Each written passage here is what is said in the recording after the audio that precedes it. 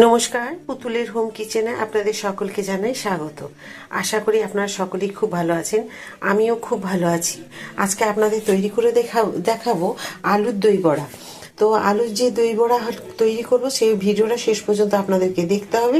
দেখলেই আপনারা কিন্তু বুঝতে পারবেন যে আমি কিভাবে তৈরি করলাম, আর আপনারাও বাড়িতে তৈরি করে খেয়ে নিতে পারবেন। তবে পুরো ভিডিওটা যখন দেখবেন, দেখতে দেখতে আপনাদের মনে করিয়ে দেবো, প্লিজ আপনারা লাইক, সাবস্ক্রাইব আর শেয়ার করে দেবেন।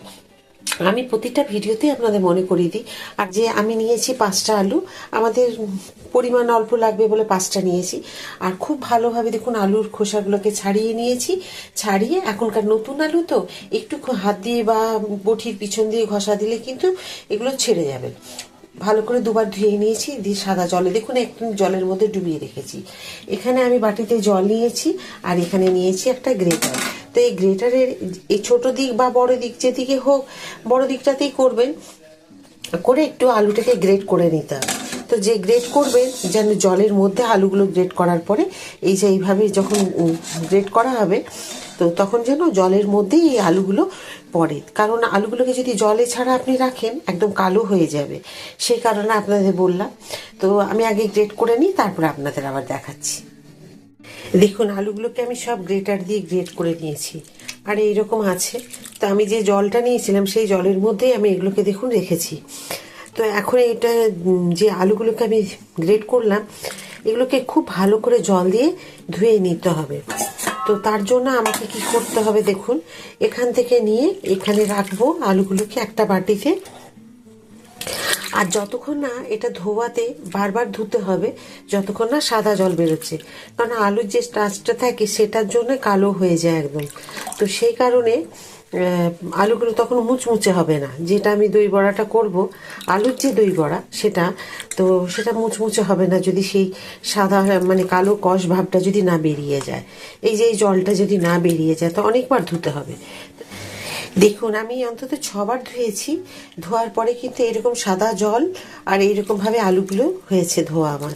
তো আপনাদেরও এইভাবে কিন্তু ধুয়ে নিতে হবে।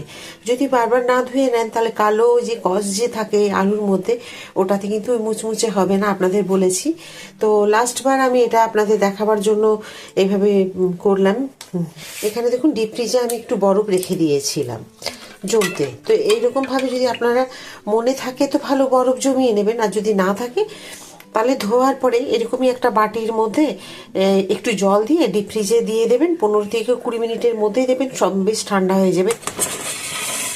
সব আলুগুলো দেখুন আমার ছেঁকে নেওয়া হয়েছে। এখন আবার বাটিতে দিয়ে দিলাম, আর এখানে যে বরফ জল আছে বরফ জলটা দিয়ে দিলাম, বরফ সমেত বরফ জল দিয়ে দিলাম। তো এখন এটাকে আমি ঢেকে রেখে দিই।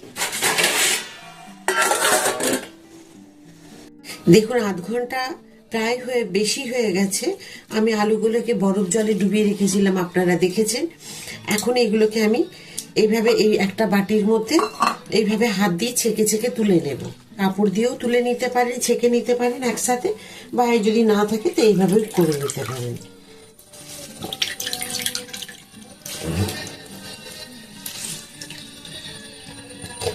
খুব ভালোভাবে জলটাকে ছেঁকে নিতে হবে। কিছু বাদাম দেখুন আমি ভেজে নিয়েছি শুকনো, তারপরে এগুলোকে আমি খোসা ছাড়িয়ে নিয়েছি। তো এগুলোকে আমি এখন হামাল দিস্তায় এখন একটুখানি ভেঙে নেব।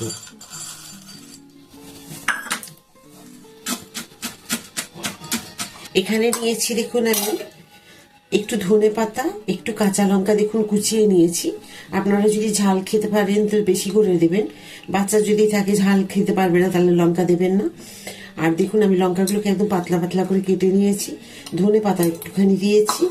আর এই যে বাদামগুলো ভেজেছি এর ওপরে যে বড় অংশগুলো আছে সেইগুলো আমি এখানে দিয়ে দেব, যেগুলো একটুখানি কম ভাঙা হয়েছে।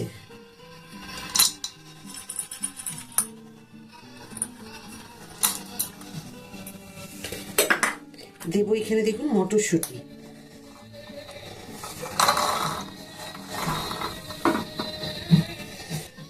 এখানে আর কিছুটা দেবো আদা।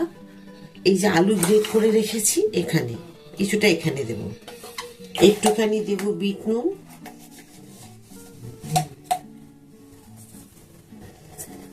একটু দেবো ভাজা মশলা। এটা আছে জোয়ান, মৌরি, ধনে, জিরে আর একটা শুকনো লঙ্কা।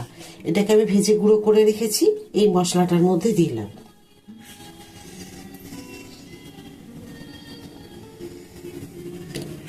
এটা একটু আলুতেও দিয়ে দেব।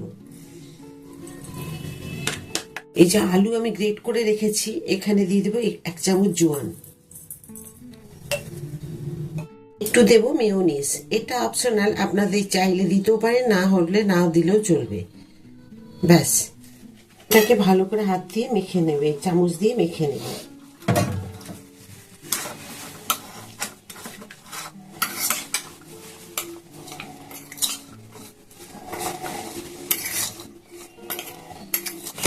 এখন দিয়ে দেবো এখানে আমি একটু গোলমরিচের গুঁড়ো। আপনারা চাইলে এখানে গোলমরিচের গুঁড়ো না দিলেও চলবে, অনেক সময় বাচ্চারা খেতে পারে না, সেই কারণে দেওয়ার দরকার নেই। আর একটু দিয়ে দেব পরিমাণ মতো নুন। নুনের পরিমাণটা বুঝে শুনে দেবেন, প্রথমে একটু কম দেবেন, পরে প্রয়োজন হলে আর একটু দিলে দেওয়া যেতে পারে। এখানে আমি 2 চামচ কর্নফ্লাওয়ার দিয়ে দিলাম।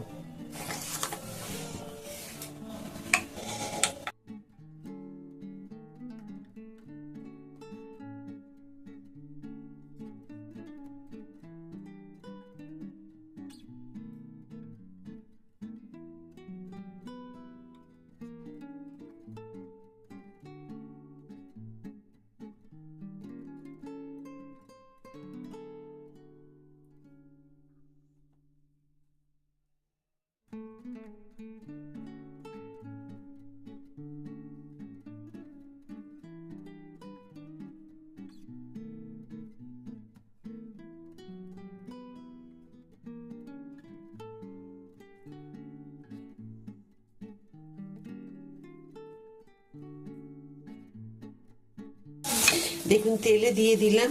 আবার একটা আমি দেখিয়ে দিচ্ছি আপনাদেরকে কিভাবে করতে হবে। দেখুন এইভাবে আমি নেব আলুগুলোকে,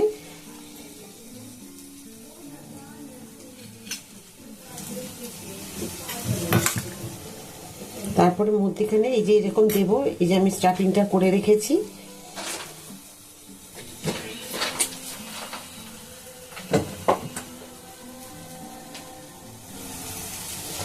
এই যে দেখুন, ঠিক এইরকম করে নেব।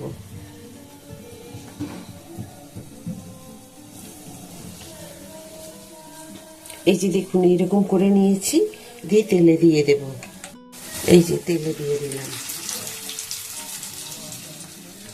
একটু দই নিয়েছি, পরিমাণ যেহেতু কম ওই জন্য অল্প একটু দই নিলাম। একটু দিয়ে দিলাম চিনি, চাট মশলা। চাট মশলায় নুন থাকে, যার জন্য আমি নুন আর দিলাম না এখানে, যদি প্রয়োজন হয় ওপর থেকে দিয়ে দেব। ব্যাস আমার হয়ে গেছে এগুলো দেখুন ভাজা। এই যে দেখুন কি সুন্দর ভাজা হয়েছে। এখন এগুলোকে আমি একটু একটু করে উল্টে উল্টে নিয়েছি, আর দেখুন কি সুন্দর হয়েছে। এই যে দেখুন আমি যেগুলো করেছি আপনাদের দেখাচ্ছি, এখনো গরম আছে, তো এইগুলো যখন ঠান্ডা হবে আরো মুচমুচে হয়ে যাবে। দেখুন আওয়াজ শুনুন,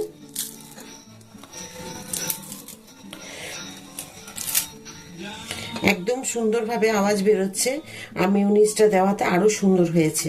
তো এগুলো এখন গরম, বুঝতেই পারছেন, আরো মুচমুচে হতো। তো এই দেখুন, তো আমি এখন এগুলোকে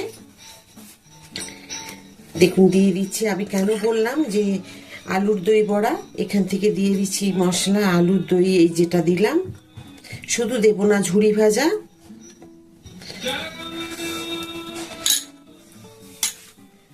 দিয়ে দেব একটু বাদাম,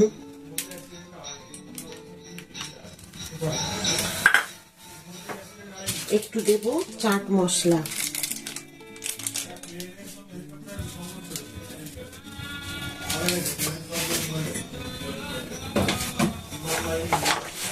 একটু দিয়ে দেব সস।